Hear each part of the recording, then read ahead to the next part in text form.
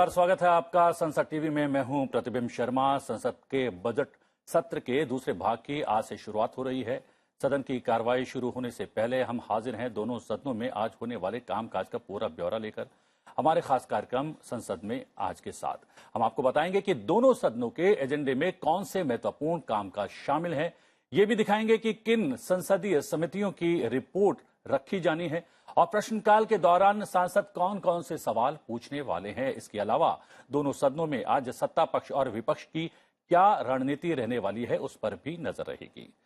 संसद के एजेंडे से जुड़ा हर अपडेट देने के लिए संसद भवन परिसर में मौजूद हैं हमारे संवाददाता अखिलेश सुमन और नव विक्रम। दोनों का बहुत बहुत स्वागत है। वहीं स्टूडियो में हमारे साथ मौजूद हैं पश्चिम बंगाल के बलूरघाट से बीजेपी के लोकसभा सांसद डॉक्टर सुकांत मजूमदार, आपका भी बहुत बहुत स्वागत है। आंध्र प्रदेश से टीडीपी के राज्यसभा सांसद कनक मेदला रविंद्र कुमार जी भी हमारे साथ मौजूद है। कनक मेदला जी, आपका भी बहुत बहुत स्वागत है। उड़ीसा से बीजेपी के राज्यसभा सांसद डॉक्टर अमर पटनायक भी हमारे साथ मौजूद हैं और हमारे साथ वर्चुअली जुड़े हुए हैं वरिष्ठ पत्रकार राम कृपाल सिंह जी भी। राम कृपाल जी, आपका भी बहुत बहुत स्वागत है। हम बात करेंगे संसद में आज के एजेंडे को लेकर और संसद के आज के एजेंडे पर आगे बढ़ने से पहले एक नजर हेडलाइंस पर।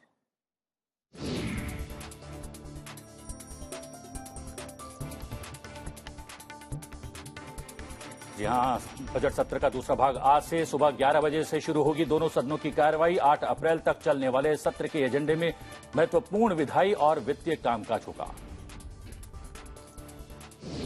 2022-23 के लिए जम्मू कश्मीर का बजट लोकसभा में होगा पेश। केंद्र शासित प्रदेश के संबंध में 2021-22 के लिए अनुपूरक अनुदान मांगों का विवरण भी होगा पेश। उच्च सदन में सभा पटल पर रखा जाएगा जम्मू कश्मीर का बजट और अनुपूरक अनुदान मांगों का विवरण भी। दोनों सदनों के एजेंडे में अहम विधेयक संविधान अनुसूचित जनजातीय आदेश संशोधन बिल 2022 पर लोकसभा में होगा विचार। संविधान अनुसूचित जातियां और अनुसूचित जनजातियां आदेश संशोधन बिल 2022 राज्यसभा की कार्यसूची में शामिल है।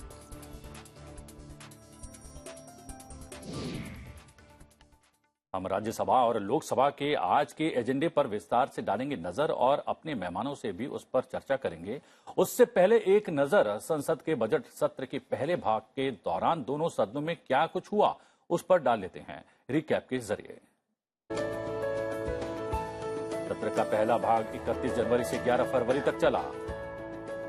दोनों सदनों की संयुक्त बैठक में राष्ट्रपति रामनाथ कोविंद के अभिभाषण के साथ 31 जनवरी को संसद के बजट सत्र की शुरुआत हुई। सत्र के पहले ही दिन 2021-22 का आर्थिक सर्वेक्षण पेश किया गया। 1 फरवरी को आम बजट 2022-23 पेश किया गया। 2 फरवरी से दोनों सदनों में राष्ट्रपति के अभिभाषण पर धन्यवाद प्रस्ताव पर चर्चा शुरू हुई। लोकसभा में 7 फरवरी और राज्यसभा में 8 फरवरी को प्रधानमंत्री ने धन्यवाद प्रस्ताव पर चर्चा की। चर्चा का जवाब दिया। वहीं दोनों सदनों में आम बजट पर भी विस्तृत चर्चा की गई, जिसका लोकसभा में 10 फरवरी और राज्यसभा में 11 फरवरी को वित्त मंत्री निर्मला सीतारमण ने जवाब दिया।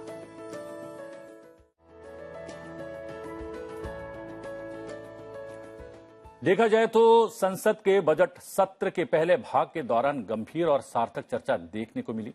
सभी को उम्मीद है कि आज से जब इस बजट सत्र का दूसरा चरण शुरू हो रहा है तो वही भावना बनी रहे और जनता के मुद्दों पर संसद में सार्थक चर्चा हो। लोकसभा अध्यक्ष ओम बिरला ने ट्वीट कर उम्मीद जताई है कि सदस्यों की सक्रिय सहभागिता और सकारात्मक सहयोग से सदन में जनता से जुड़े विषयों पर स्वस्थ और परिणाम मूलक संवाद होगा। संसद के आज के एजेंडे की बात करें तो दोनों सदनों की कार्यसूची में अहम कामकाज शामिल है। दोनों सदनों की कार्रवाई सुबह 11 बजे शुरू होगी। तो सबसे पहले एक नजर डालते हैं लोकसभा में क्या है खास पर।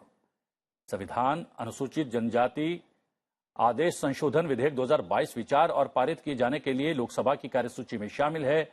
वित्त मंत्री निर्मला सीतारमण 2022-23 के लिए केंद्र शासित प्रदेश जम्मू कश्मीर का बजट पेश करेंगी। 2021-22 के लिए जम्मू कश्मीर संघ राज्यों क्षेत्र के संबंध में अनुपूरक अनुदान मांगों को दर्शाने वाला विवरण भी पेश करेंगी।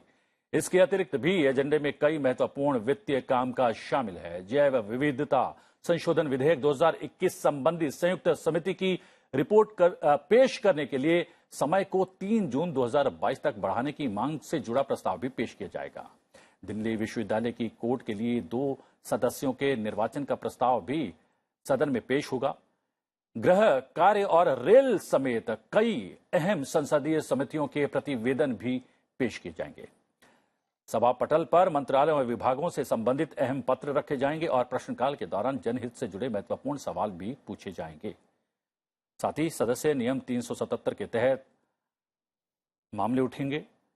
सदन में दिवंगत पूर्व सदस्यों एस सिंगर, वादीवेल, एच.बी. पाटिल और हेमानंद बिस्वाल को श्रद्धांजलि अर्पित की जाएगी।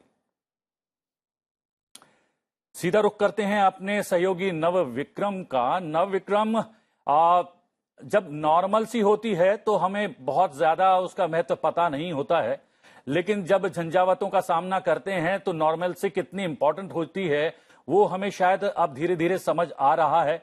और सदन की कार्रवाई, विशेष रूप से लोकसभा की बात करें तो आज से नॉर्मल तरीके से शुरू होने वाली है और चलने वाली है। क्या है जानकारी? बिल्कुल प्रतिबिंब, अगर हम बजट सत्र के इस दूसरे चरण की बात करें तो बेहद अहम ये चरण होने वाला है। और जिस तरीके से हमने इस पहले चरण में देखा था कि तमाम मुश्किलात थे और कोविड की जो वेव है वो अपने पीक पर थी, तो ऐसे में काफी मुश्किलें थी।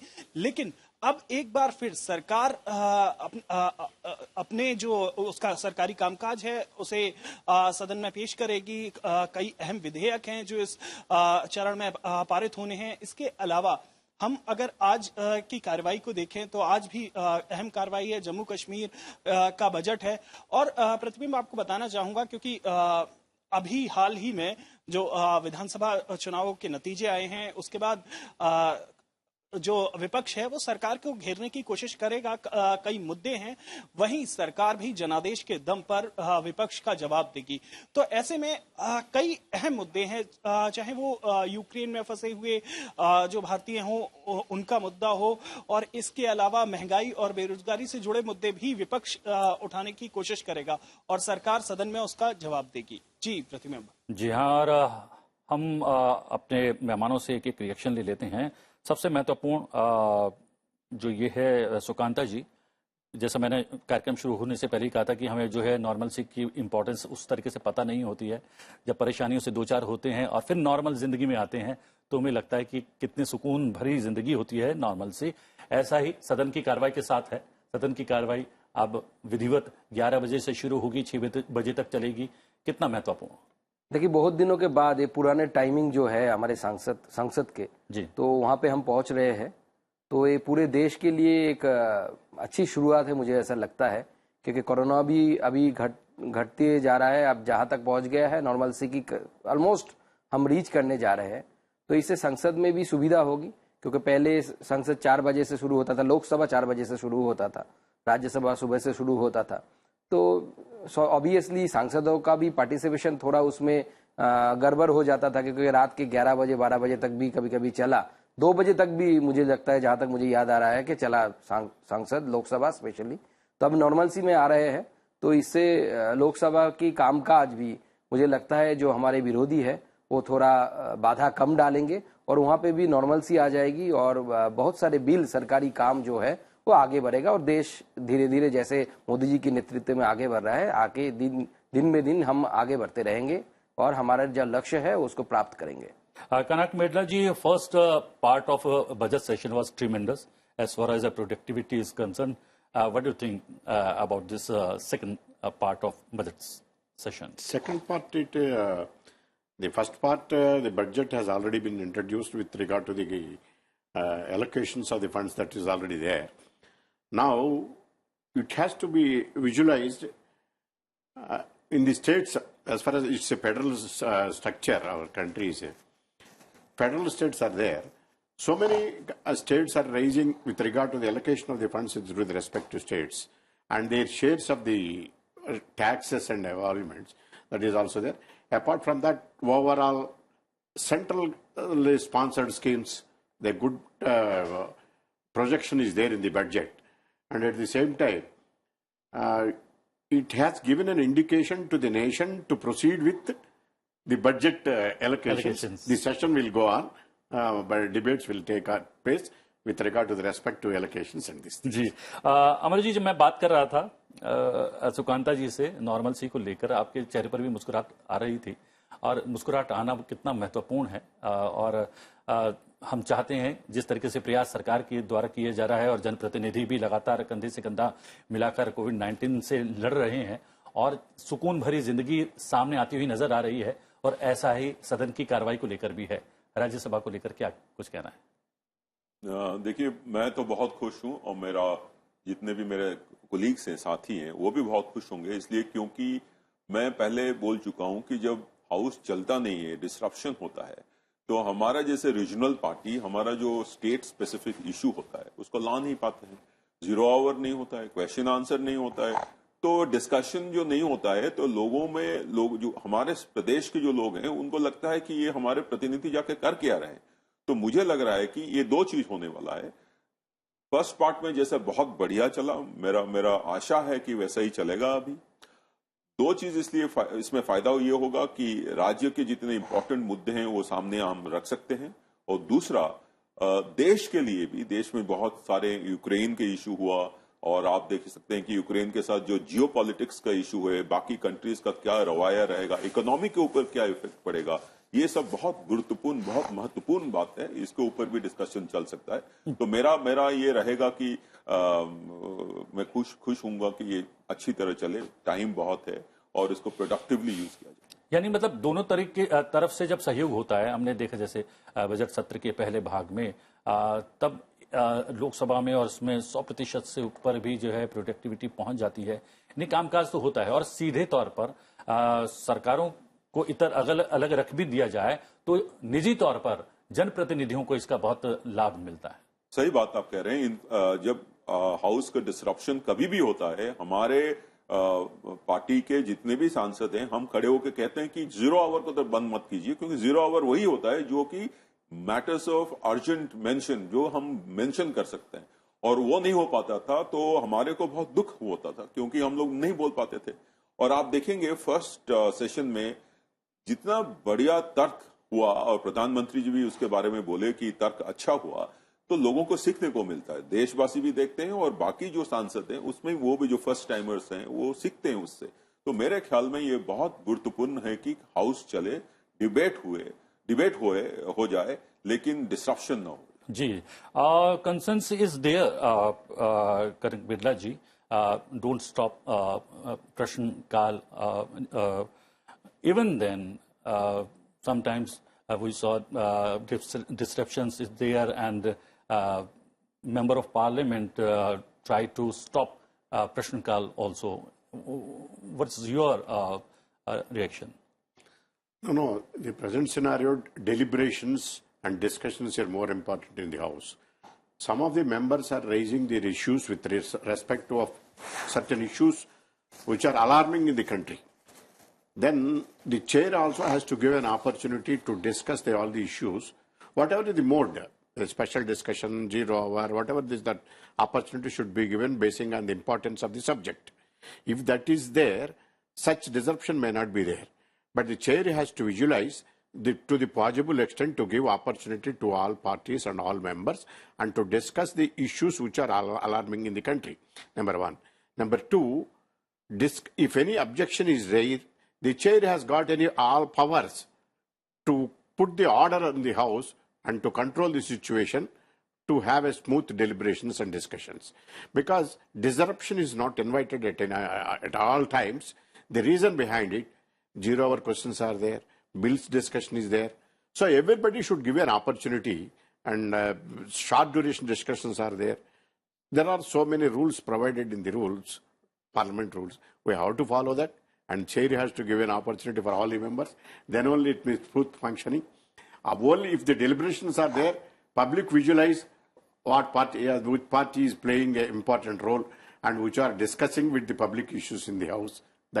राम कृपाल जी भी हमारे साथ मौजूद हैं, वरिष्ठ पत्रकार। राम कृपाल जी, आप लगातार बरसों से सदन की कार्रवाई को कवर कर रहे हैं और लोगों तक लाते हैं सदन की कार्रवाई को। यहाँ पर बातचीत चल रही है कि जो बजट सत्र का पहला हिस्सा था बहुत ही स्मूथ रहा, बहुत प्रोडक्टिव रहा और आशा की जानी चाहिए कि दूसरा हिस्सा भी उतना ही प्रोडक्टिव रहेगा। लेकिन यहाँ पर एक बात ये भी चल रही है कि ये अधिकार भी हमें दिया गया है कि अपनी बातों को मनवाने के लिए डिसरप्शन भी का भी इस्तेमाल किया जाता है। तो ये एक जो है अधिकार सभी को दिया गया है। सत्ता पक्ष जो समय समय पर इस अधिकार को जो है नकारता है, लेकिन जब सत्ता पक्ष भी विपक्ष में रहता है तब इन चीजों का इस्तेमाल होता है। तो ये एक प्रक्रिया का बहुत महत्वपूर्ण अंग है डिसरप्शन भी। देखिए, लोकतंत्र की खूबसूरती यही है कि जो भी हो, सत्ता पक्ष और विपक्ष दोनों के तर्क जनता तक पहुंचे, ये महत्वपूर्ण है। महत्वपूर्ण ये नहीं है कि आप समर्थन में है कि विरोध में। और जैसा कि हमारे माननीय सांसदों ने अभी कहा है, मुझे बहुत इस बात की खुशी है कि सब इस बात पर एकमत हैं कि चाहे कुछ भी हो, चाहे विरोध के स्वर हो या सहमति के स्वर हो, लेकिन डिसरप्शन नहीं होना चाहिए।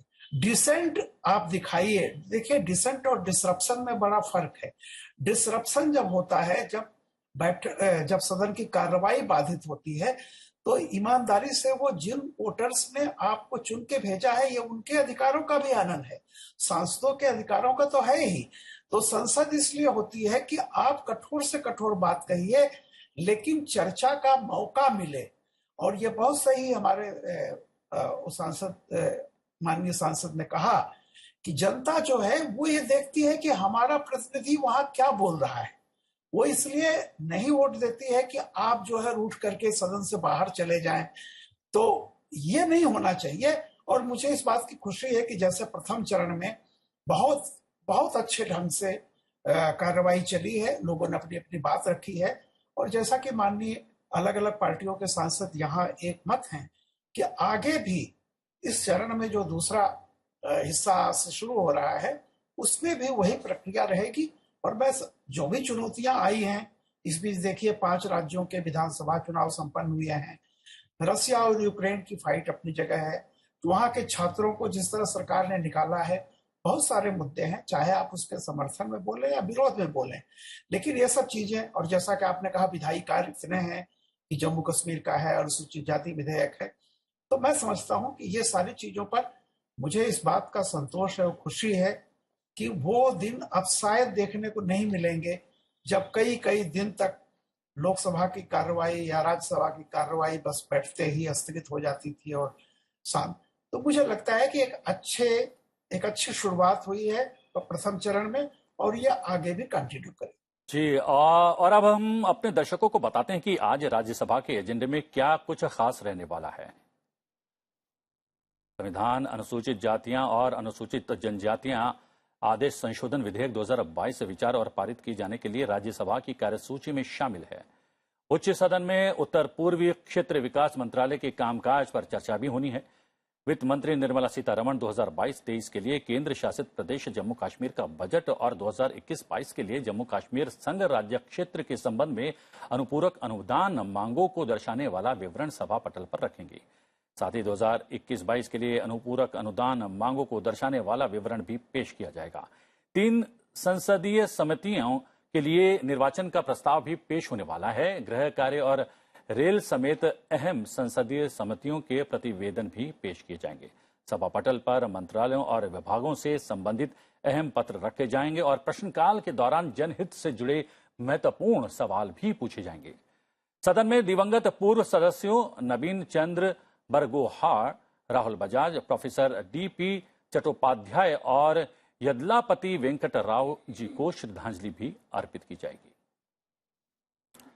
हम आपको बता दें कि संसद में आज किन संसदीय समितियों की रिपोर्ट्स पेश की जाने वाली है, उसकी भी जानकारी दे देते हैं। सामाजिक न्याय और अधिकारिता संबंधी स्थायी समिति की रिपोर्ट दोनों सदनों में पेश की जाएगी। रेल संबंधी स्थायी समिति, गृह कार्य संबंधी स्थायी समिति, परिवहन, पर्यटन और संस्कृति संबंधी स्थायी समिति के प्रतिवेदन भी दोनों सदनों में पेश किए जाएंगे। कार्य मंत्रणा समिति का 29वां प्रतिवेदन लोकसभा में पेश किया जाएगा। लोक लेखा समिति के लिए निर्वाचन का प्रस्ताव राज्यसभा में पेश होने वाला है। सार्वजनिक उपक्रमों संबंधित समिति और अनुसूचित जातियों और अनुसूचित जनजातियों के कल्याण संबंधी समिति के लिए निर्वाचन का प्रस्ताव भी उच्च सदन में पेश किया जाने वाला है। सीधा रुख करते हैं अखिलेश सुमन अपने सहयोगी का। अखिलेश जी, आज महत्वपूर्ण इसलिए भी है कि आज 11 बजे से सदन की कार्रवाई शुरू होने वाली है।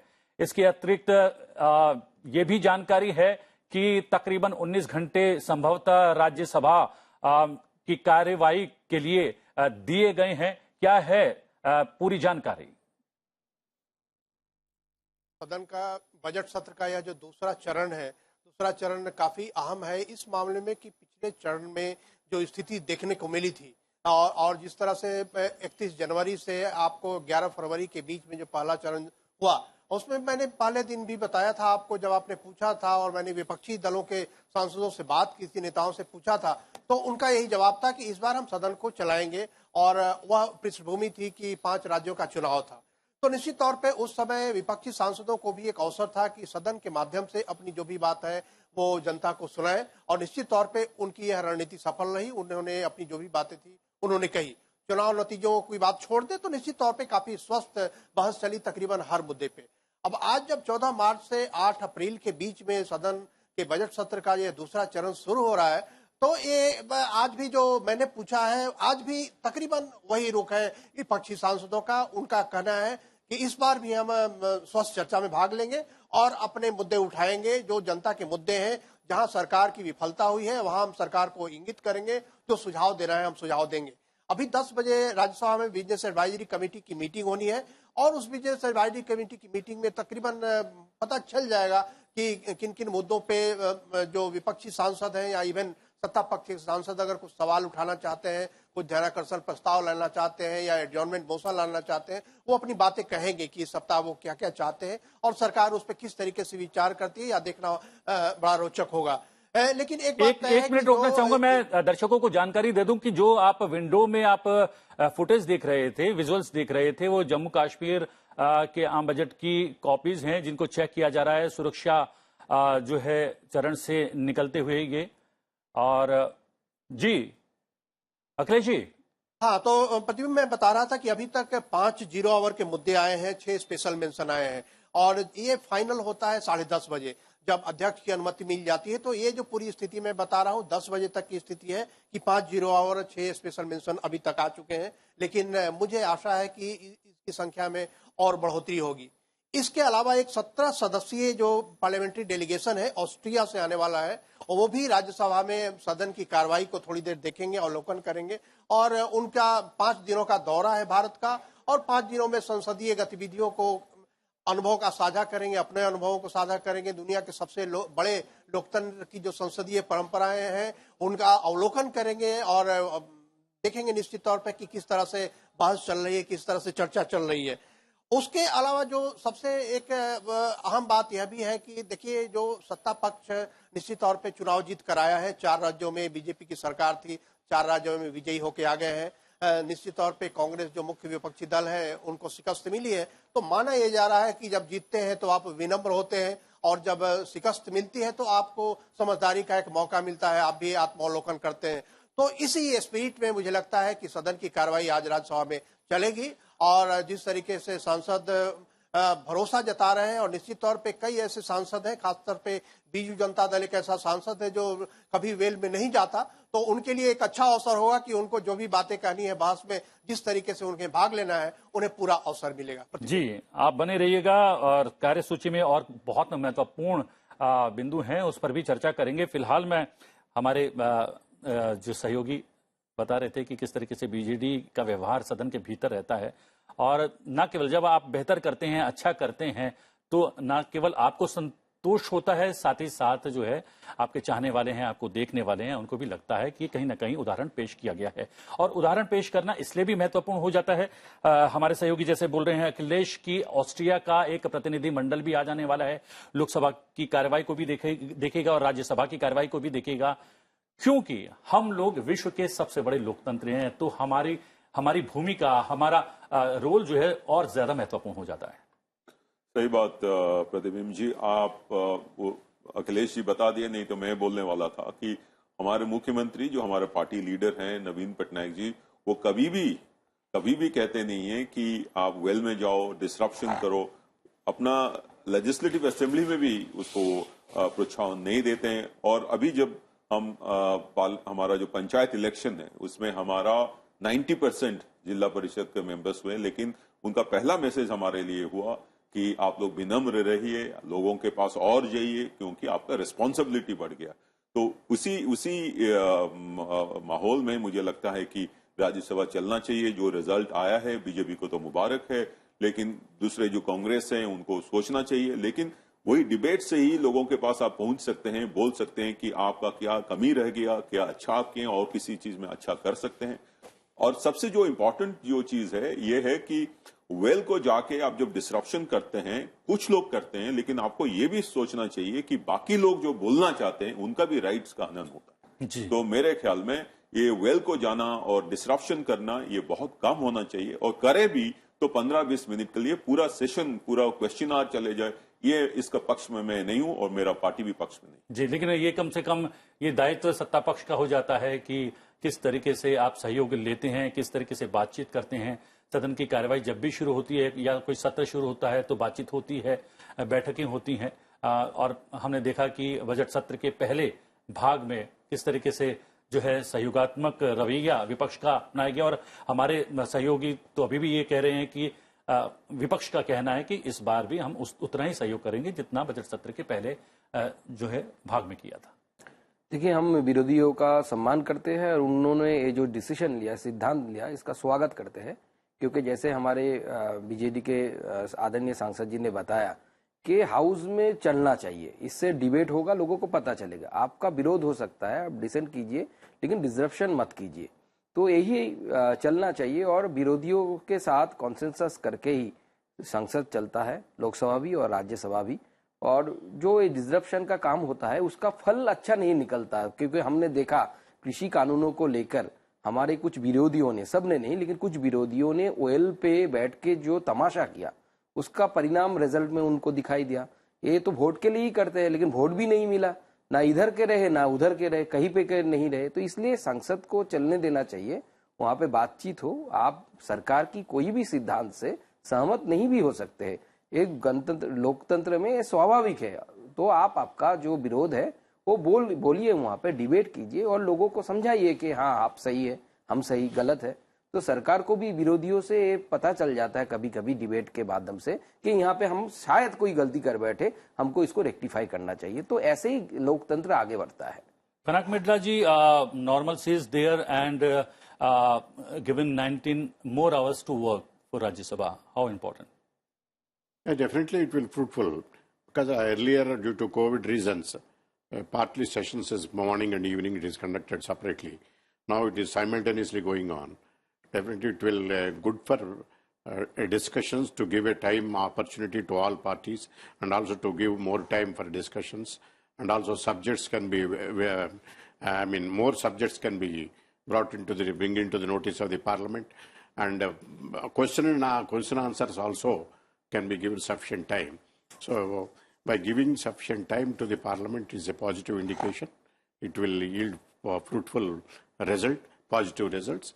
It will useful for parliamentary deliberations. जी अमर जी, मैं पूछना आपसे भूल गया था कि 19 घंटे अतिरिक्त मिलेंगे राज्यसभा की कार्यवाही को, कितना महत्वपूर्ण है? बहुत महत्वपूर्ण है, बिकॉज आप देखिए जैसे कनक जी बताया कि 0 आवर में और ज्यादा टॉपिक, ज्यादा मेंबर्स को चांस मिल सकता है बोलने के लिए। पहले जो कोविड कारण जो 0 आवर को कम कर दिया गया था, उसके वजह से एक मेंबर को 2 मिनट को कहने के लिए मिलता था। अभी 3 मिनट जो पुराना है टाइम वो मिलेगा।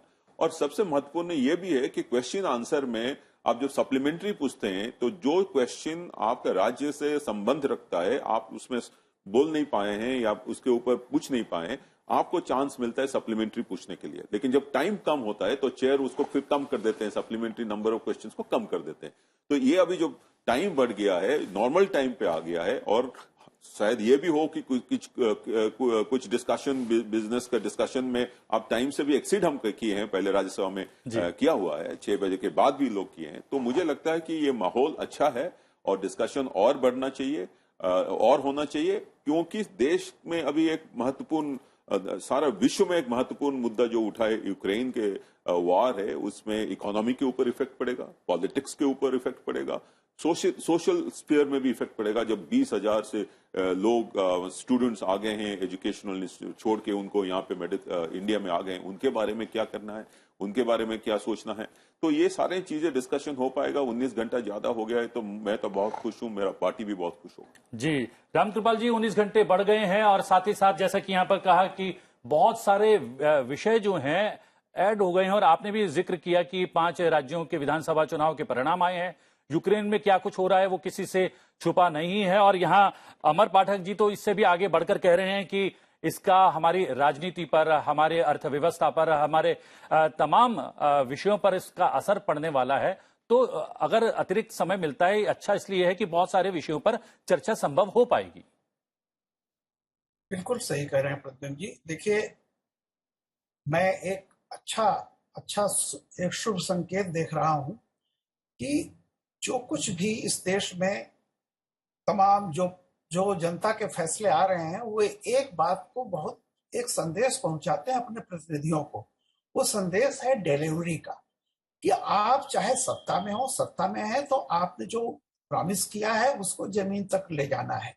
अगर आप विपक्ष में हैं तो आप कितने जोरदार ढंग से अपनी जनता की बात रखते हैं, जहां कोई कमियां हैं उसको करते हैं। तो इसके लिए डिलीवरी में सिर्फ यही नहीं है कि वो जमीन तक पहुंचता है या नहीं पहुंचता है। जो विपक्ष में है उनका डिलीवरी का मतलब ये होता है कि जो आपको जिम्मेदारी दी गई है प्रतिपक्ष के रूप में, आप अपनी बात उठाते हैं, ढंग से उठाते हैं, लगातार कोशिश कर रहे हैं। तो देखिए, चूंकि हमारे देश में चुनाव तो एक ऐसी निरंतर प्रक्रिया है। अभी ये खत्म हुआ है, फिर देखिए अभी इसी साल में और भी चुनाव है, फिर 2024 के पहले कई विधानसभाओं के चुनाव हैं, और फिर उसके बाद लोकसभा का चुनाव।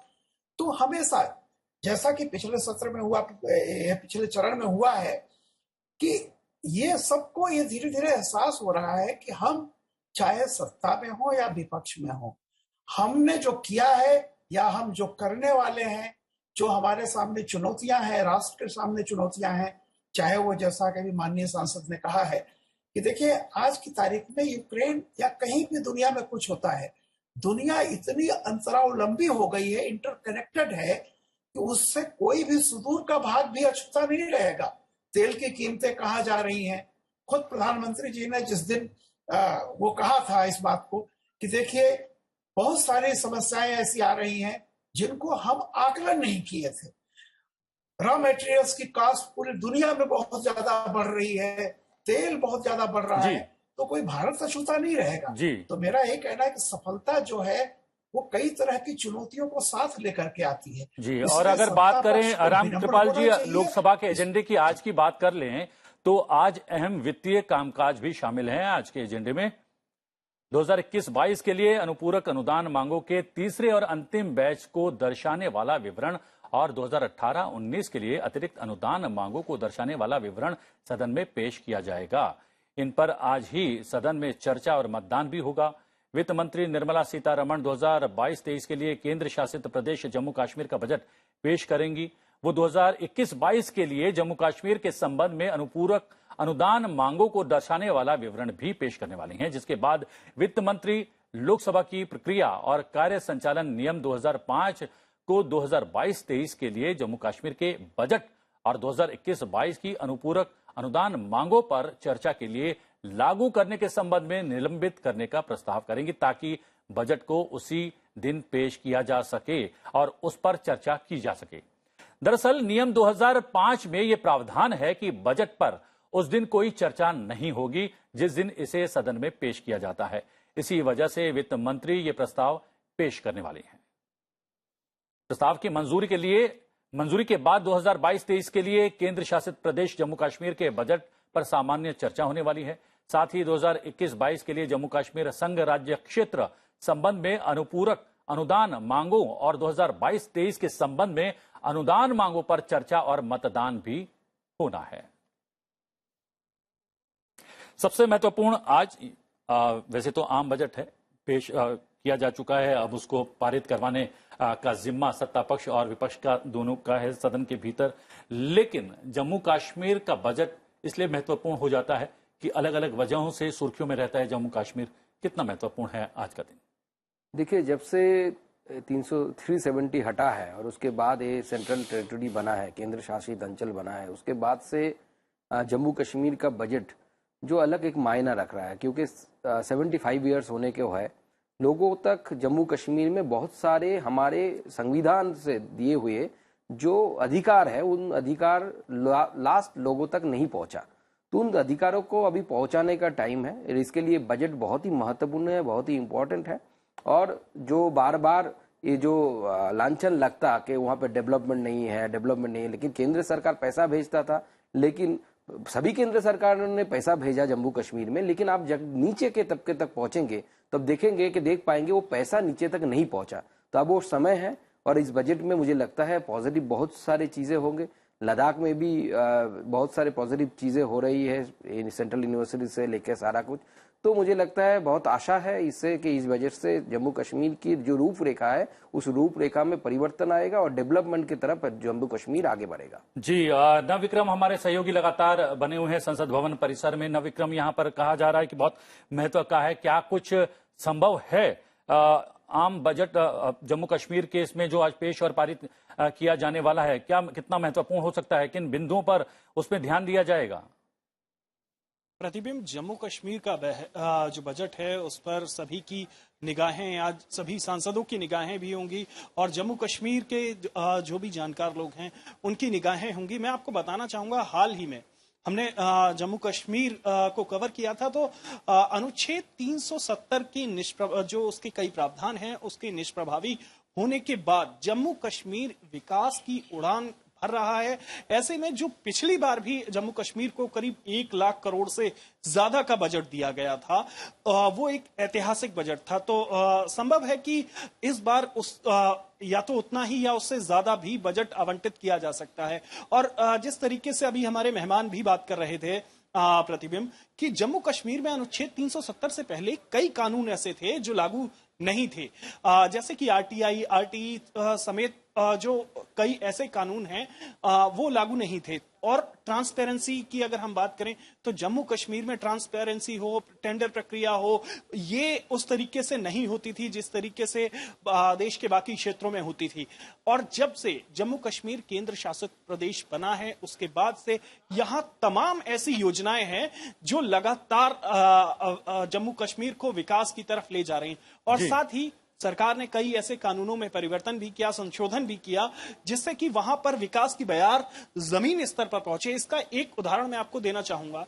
वहां पर डीडीसी, बीडीसी के इलेक्शन जो है वो नियमित नहीं हो पाते थे और अब पिछले कुछ साल से जम्मू कश्मीर में वो चुनाव हो रहे हैं। यानी हम देखते हैं कि जो लोकतंत्र की बुनियादी जो प्रक्रिया है, जहां ग्राम समृद्ध होते हैं और गांव में सशक्तिकरण होता है, वो ग्राम पंचायत के स्तर से होता है। तो अब हम अगर देखते हैं तो वहां पर गांव तक प्रॉपर बजट पहुंच रहा है प्रतिबिंब, जिसकी वजह से वहां पर जो बीडीसी हो या डीडीसी हो या ग्राम पंचायत स्तर पर विकास आपको दिखेगा। इसके अलावा इस बजट से इतर सरकार प्रधानमंत्री का पैकेज हो, इसके अलावा औद्योगिक विकास के लिए वहां पर करीब 27,000 करोड़ से ज्यादा का प्रस्ताव था। और मैं आपको बताना चाहूंगा करीब 70,000 करोड़ के आसपास निवेश का प्रस्ताव जम्मू कश्मीर में प्राप्त हो चुका है। अगर हम बुनियादी ढांचे की बात करें तो बुनियादी ढांचा लगातार वहां पर मजबूत करने की कोशिश की जा रही है। मैं रेल का आपको बताना चाहूंगा कि जो एशिया का सबसे बड़ा रेलवे ब्रिज है वो जम्मू कश्मीर में बन रहा है। इसके अलावा बुनियादी स्वास्थ्य के क्षेत्र में अगर हम बात करें तो स्वास्थ्य के हेल्थ इंफ्रास्ट्रक्चर को मजबूत करने के लिए कई कदम उठाए गए हैं। डिस्पेंसरी जो पीएचसी लेवल से लेकर वहां पर एम्स, जम्मू कश्मीर एकमात्र ऐसा संभवतः राज्य है जहां 2 एम्स हैं, एक जम्मू के नजदीक, एक श्रीनगर के नजदीक, जो प्रस्तावित हैं और जिन्हें बनाने की प्रक्रिया जारी है। और जो पूरी हम बात करें अगर वहां पर शिक्षा जगत को लेकर, तो वहां यूनिवर्सिटीज या फिर प्राथमिक स्तर पर भी वहां शिक्षा व्यवस्था को सुचारू विक्रम, आप कह रहे हैं इंफ्रास्ट्रक्चर पर लगातार ध्यान दिया गया है पिछले बजट में भी, और इस बजट में भी कहीं ना कहीं ये प्रावधान रखा जाएगा। और रामकृपाल जी हमारे साथ मौजूद हैं। इंफ्रास्ट्रक्चर तो मूल है किसी भी राज्य या देश के विकास के लिए, लेकिन 3 बिंदु वहां पर बहुत महत्वपूर्ण है रामकृपाल जी, सुरक्षा, पर्यटन और हथकरघा। उसका कितना ध्यान रखा जाना चाहिए इस बजट में? देखिए, जैसा कि आपके संवाददाता ने बहुत ही विस्तार से बताया, मूल यह है कि जम्मू कश्मीर का जो भी बजट होगा या वहां से जो भी खबरें आती हैं वो सिर्फ उस जम्मू कश्मीर राज्य के लिए महत्वपूर्ण नहीं है, पूरा देश उन पर निगाह बनाए रखता है कि क्या परिवर्तन हो रहे हैं, क्या चीजें हैं। तो जब से ये 370 हटा है, एक बात तो माननी पड़ेगी कि लोकतंत्र का जो बुनियादी मतलब होता है कि जो आम नागरिक है, हर व्यक्ति का सरकार में या प्रशासन में या उसको लाभ कितना मिल रहा है और उसकी आवाज कितनी सुनी जाती है।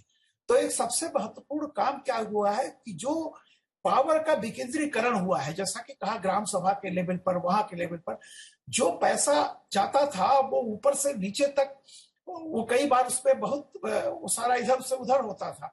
अब सीधे सीधे पंचायतों को, वहां की जो ग्रामीण जो संस्थाएं हैं, उनको जिस तरह से आत्मनिर्भर बनाया जा रहा है और ग्रामीण लेवल पर उनकी आवश्यकता क्या है, प्लानिंग में भी उसका ध्यान रखा जा रहा है। तो मैं समझता हूं कि जब ये बजट आएगा तो बहुत सारी चीजें होंगी। 3 चीजें जम्मू कश्मीर के लिए बहुत महत्वपूर्ण है। सबसे पहला जो मैंने कहा कि लोकतंत्र का मतलब वो जो सत्ता का विकेंद्रीकरण, ये वहां पे पहली बार हुआ है। दूसरा, सुरक्षा के दृष्टिकोण से देखिए हमारा वो राज्य है, हमेशा रहा है।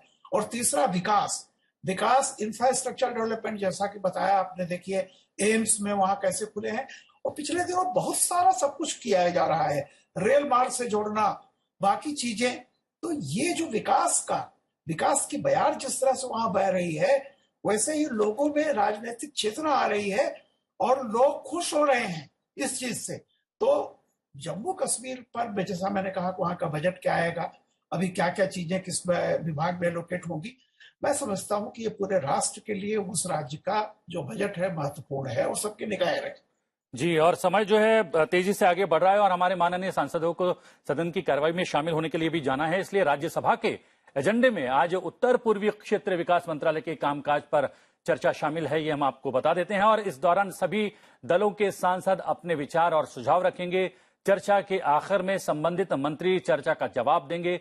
उत्तर पूर्वी क्षेत्र विकास मंत्रालय के लिए इस साल के बजट में 2800 करोड़ का प्रावधान किया गया है। इसके अलावा केंद्र सरकार पूर्वोत्तर राज्यों की विभिन्न ढांचागत और सामाजिक परियोजनाओं के लिए भी धनराशि खर्च कर रही है, ताकि पूर्वोत्तर राज्यों के चहुमुखी विकास के साथ सड़क, रेल, हवाई संपर्क जैसे बुनियादी ढांचे में सुधार किया जा सके। यह दोनों सदनों के एजेंडे में महत्वपूर्ण विधेयक भी शामिल हैं। संविधान अनुसूचित जनजातियां आदेश संशोधन विधेयक 2022 पर लोकसभा में विचार होगा और जनजातीय मामलों के मंत्री अर्जुन मुंडा विधेयक पर विचार और पारित करने का प्रस्ताव करेंगे। इसके जरिए संविधान अनुसूचित जनजातियां आदेश 1950 का और संशोधन किया जाना है। इसमें त्रिपुरा की अनुसूचित जनजातियों की सूची में कुकी जनजाति की उपजातियों में दरलोंग समुदाय को शामिल करने का प्रस्ताव है। ये विधेयक 7 फरवरी को लोकसभा में पेश किया गया था। राज्यसभा में संविधान अनुसूचित जातियां और अनुसूचित जनजातियां आदेश संशोधन विधेयक 2022 पर विचार होगा। जनजातीय मामलों के मंत्री अर्जुन मुंडा उच्च सदन में विधेयक पर विचार और पारित करने का प्रस्ताव करेंगे। ये बिल अनुसूचित जनजातियों की सूची में झारखंड के कुछ समुदायों को शामिल करने के लिए संविधान अनुसूचित जनजातियां आदेश 1950 का संशोधन करता है। ये समुदाय है देशवारी, गंजू, दौलतबंदी, पटबंदी, राउत, माझिया, खौरी, तमरिया और पुरान समुदाय। इसके अलावा झारखंड की एससी सूची से भोक्ता समुदाय को हटाने के लिए संविधान अनुसूचित जातियां आदेश 1950 में भी संशोधन किया गया है। यह विधेयक राज्यसभा में 7 फरवरी को पेश किया गया था। कार्यसूची इतनी महत्वपूर्ण है, इतनी बड़ी है, और आपने कहा कि इसके अलावा राष्ट्रीय और अंतर्राष्ट्रीय पटल पर जो कुछ घटित हो रहा है वो भी महत्वपूर्ण है, और क्योंकि उसका सीधा सीधा असर भारत पर भी पड़ता है, इसलिए भी महत्वपूर्ण हो जाती है सदन की कार्रवाई। सही बात है। और ये जो आप बताए दो चीज, जम्मू कश्मीर के बारे में विस्तार आपके कॉरेस्पॉन्डेंट तो बता चुके हैं, लेकिन जम्मू कश्मीर का ये भी चीज है कि उसका सिक्योरिटी जो है, डेवलपमेंट से ही सिक्योरिटी, दोनों का रिलेशनशिप है। डेवलपमेंट होगा तो लोगों का पार्टिसिपेशन बढ़ेगा, देश के प्रति वो मेन स्ट्रीम हो जाएंगे, तो ये जो बजट है महत्वपूर्ण है। दूसरा चीज जो है कि जो schedule caste order 1950, schedule tribe order 1950, उसमें चेंज करके जो ला रहे हैं झारखंड के कुछ जनजातियों को और एससी कम्युनिटीज का, लोकसभा में भी वैसे ही कर रहे हैं। तो मुझे लगता है कि इसमें जो लोग वंचित होके रहे थे, जिनको जो एडिशनल एडवांटेज पॉजिटिव डिस्क्रिमिनेशन के तहत मिलना चाहिए, वो अभी मिलना शुरू हो जाएगा। तो ये बहुत गुरुत्वपूर्ण, बहुत महत्वपूर्ण है उन लोगों के लिए और उस राज्य के लिए। लेकिन मैं इसमें यह कहना चाहूंगा कि बाकी राज्यों से भी जो प्रपोजल्स हैं, उनको, उड़ीसा से भी कुछ प्रपोजल्स हैं, उनको जल्दी लेके वैसे कर दिया जाए, तो बाकी लोग जो रह गए हैं उनको भी ये फायदा मिल सकता है। Kanak Mirza ji, as far as Jammu Kashmir and north east development are concerned, do you think government is on right track? Jammu Kashmir politics is total because there was a ruling party's rule there. And earlier, by virtue of the subsequent Jammu, after abolition of 370, and also, there are two kinds of conflict is there within the country. But as far as the development is concerned, it has to be addressed immediately by virtue of subsequent president rule and the bifurcation of the state. Now it requires as more concentrated on the backward areas and regional development, and as also budget allocate the funds to develop the backward area, and also to develop the roads and other infrastructure, because it's a tourism city, is also a tourism state. Very good. Apart from that, peace and harmony and law and order is more required than that in the particularly in the Kashmir. And also Jammu, there is, public has to participate in that in a free manner. They have to to participate in any activities, including tourism, including to visiting the temples and everything. The government must ensure by allocating the funds and developing and creating the law and addressing the law and order problem, addressing the backward areas. And so that all issues has to be addressed equally simultaneously. जी, सुगंधा जी, यहाँ पर कहा गया है कि जो केंद्र सरकार है उसके द्वारा शासित वहां पर जो है व्यवस्था है, लोकतांत्रिक सरकार वहां पर जो है होनी चाहिए। इसके अलावा वहां पर विकास तो महत्वपूर्ण है ही। देखिए, समय आएगा तब लोकतांत्रिक सरकार भी वहां पे बन जाएगी, लेकिन फॉर द टाइम बीइंग ये 370 हटाने के बाद जो समस्या आई थी सामने, उसको एड्रेस करने के लिए सरकार ने इसको केंद्र शासित अंचल घोषित किया है। और इसके वजह से जो भारत के संविधान के जो, जैसे वरिष्ठ पत्रकार जी ने भी बताया कि संविधान के जो राइट दिए गए थे, वो बहुत सारे राइट जम्मू कश्मीर में लोगों के पास अवेलेबल नहीं थे, वो आज मिल रहा है। जी जी, तो लोगों का राइट सबसे गुरुत्व। चलिए, बजट आज पेश होगा, क्या कुछ होता है उस पर भी हम आगे चर्चा करेंगे। समय हो रहा है, मुझे पता है आप लोग घड़ियां देख रहे हैं और सदन की कार्रवाई में सम्मिलित होने के लिए आप तीनों को जाना है, लेकिन आप तीनों ने समय निकाला, बातचीत की, बहुत सारे बिंदुओं पर प्रकाश डाला। धन्यवाद, थैंक यू वेरी मच। और रामकृपाल जी, आपका भी बहुत बहुत धन्यवाद, आपने समय निकाला और सदन की कार्रवाई में क्या कुछ हो सकता है, क्या कुछ हुआ है बजट सत्र के पहले भाग में, उस पर प्रकाश डाला। बहुत बहुत धन्यवाद, thank you very much sir. और अगर बात करें लोकसभा में, आज प्रश्नकाल के दौरान कॉर्पोरेट कार्य मंत्रालय, संस्कृति, शिक्षा, पर्यावरण, वन और जलवायु परिवर्तन, वित्त, श्रम और रोजगार, कौशल विकास और उद्यमिता और पर्यटन मंत्रालय सहित अन्य मंत्रालयों से जुड़े प्रश्न पूछे जाएंगे। सांसद राजीव रंजन सिंह वित्त मंत्रालय से बिहार को केंद्रीय सहायता से जुड़ा सवाल करेंगे। सांसद सदाशिव किसान लोखंडे श्रम और रोजगार मंत्रालय से विद्यालय जाने वाले मजदूरों के बच्चों से जुड़ा प्रश्न पूछने वाले हैं। सांसद सुनीता दुग्गल पर्यटन मंत्रालय से पर्यटन क्षेत्र में विकास से जुड़ा प्रश्न करेंगे। सांसद रविंद्र कुशवाहा शिक्षा मंत्रालय से शिक्षा क्षेत्र में आदान प्रदान और सहयोग को बढ़ावा देने से जुड़ा प्रश्न करेंगे। सांसद चुन्नी लाल साहू शिक्षा मंत्रालय से आर्थिक रूप से कमजोर वर्गों को आरक्षण देने से जुड़ा प्रश्न करेंगे। सांसद कृष्णपाल सिंह कौशल विकास और उद्यमिता मंत्रालय कोविड वॉरियर्स से जुड़ा प्रश्न करेंगे। सांसद मोहन भाई कल्याण जी कुंडारिया पर्यटन, वन और जलवायु परिवर्तन से मानव वन्य जीव संघर्ष से जुड़ा सवाल करने वाले हैं। सांसद एम बदरुद्दीन अजमल उत्तर पूर्वी क्षेत्र विकास मंत्रालय से असम के विकास से जुड़ा प्रश्न करने वाले हैं। सांसद राजेंद्र अग्रवाल संस्कृति मंत्रालय से भारतीय संग्रहालयों के नवीकरण से संबंधित प्रश्न करने वाले हैं। सांसद वाईएस अविनाश रेड्डी वित्त मंत्रालय से माल और सेवा कर संबंधी प्रतिपूर्ति से जुड़ा प्रश्न करने वाले हैं। सांसद श्याम सिंह यादव पर्यटन मंत्रालय से जौनपुर में पर्यटन को बढ़ावा देने से जुड़ा प्रश्न करेंगे।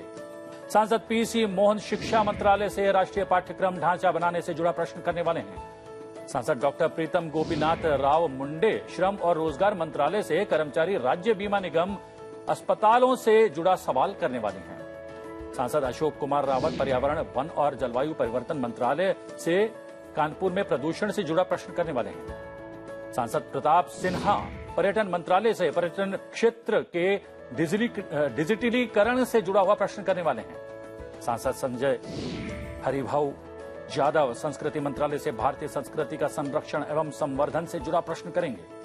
Doctor TR. पारीवेंद्र वित्त मंत्रालय से हीरो तथा जीवन रक्षक दवाओं पर माल एवं सेवा कर से जुड़ा प्रश्न करने वाले हैं। सांसद बालू भाई उर्फ सुरेश नारायण धानोरकर शिक्षा मंत्रालय से जेंडर समावेशी शिक्षा से जुड़ा प्रश्न करने वाले हैं। सांसद शारदा बेन अनिल भाई पटेल पर्यटन मंत्रालय से पर्यटन के विकास से जुड़ा प्रश्न करेंगी। सांसद मनीष तिवारी वित्त मंत्रालय से IRDAI के अध्यक्ष की नियुक्ति से जुड़ा प्रश्न करेंगे। राज्यसभा की अगर बात करें तो राज्यसभा में आज नागर विमानन, कोयला, आवासन और शहरी कार्य, जल शक्ति, सूक्ष्म लघु और मध्यम उद्यम, संसदीय कार्य, पेट्रोलियम और प्राकृतिक गैस मंत्रालय सहित अन्य मंत्रालयों से जुड़े प्रश्न पूछे जाएंगे। सांसद अनिल देसाई नागर विमानन मंत्रालय से विमान सेवाओं का प्रचालन फिर से शुरू करने से जुड़ा प्रश्न करेंगे। सांसद जॉन ब्रिटास पेट्रोलियम और प्राकृतिक गैस मंत्रालय से पेट्रोलियम उत्पादों पर कर और उपकर घटाए जाने को लेकर सवाल करेंगे। सांसद छाया वर्मा पेट्रोलियम और प्राकृतिक गैस मंत्रालय से कच्चे तेल की कीमतों से जुड़ा सवाल करेंगे। सांसद नारायण दास गुप्ता जल शक्ति मंत्रालय से जल की वार्षिक आवश्यकता से जुड़ा सवाल करेंगे। सांसद केसी वेणुगोपाल पेट्रोलियम और प्राकृतिक गैस मंत्रालय से ईंधन की कीमत से को नियंत्रण से मुक्त करने से जुड़ा सवाल करेंगे। सांसद डेरेक ओब्रायन कोयला मंत्रालय से राष्ट्रीय न्यायोचित ऊर्जा ट्रांजिशन नीति से संबंधित सवाल करेंगे। सांसद अजय प्रताप सिंह योजना मंत्रालय से गरीबी रेखा से नीचे जीवन यापन कर रहे लोगों के सर्वेक्षण से जुड़ा सवाल करने वाले हैं। सांसद KRN राजेश कुमार कोयला मंत्रालय से कोयलों की आपूर्ति के लिए राज्यों पर बकाया शेष राशि से जुड़ा हुआ प्रश्न करने वाले हैं। सांसद डॉक्टर विकास महात्मे जल शक्ति मंत्रालय से बांध पुनर्वास और सुधार परियोजना से जुड़ा सवाल करेंगे। सांसद विजय पाल सिंह तोमर जल शक्ति मंत्रालय से भूजल के गिरते स्तर से जुड़ा सवाल भी करने वाले हैं। सांसद MV श्रीमस कुमार सांख्यिकी और कार्यक्रम कार्यान्वयन मंत्रालय से देश में चल रही अवसंरचना परियोजनाओं से जुड़ा सवाल करेंगे। सांसद डॉक्टर अमर पटनायक नागर विमानन मंत्रालय से राउरकेला विमानपत्तन का विस्तार और स्तरोन्नयन किए जाने से जुड़ा हुआ सवाल करेंगे।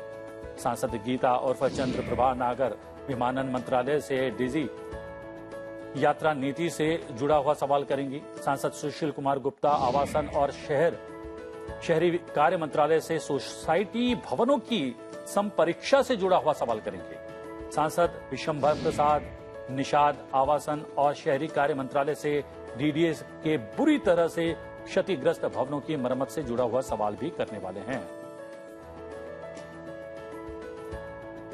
फिलहाल संसद में आज में इतना ही। अब से कुछ देर में लोकसभा और राज्यसभा की कार्रवाई शुरू होने जा रही है। संसद टीवी लोकसभा पर आप लोकसभा और संसद टीवी राज्यसभा पर आप राज्यसभा की कार्रवाई का सीधा प्रसारण देख सकते हैं।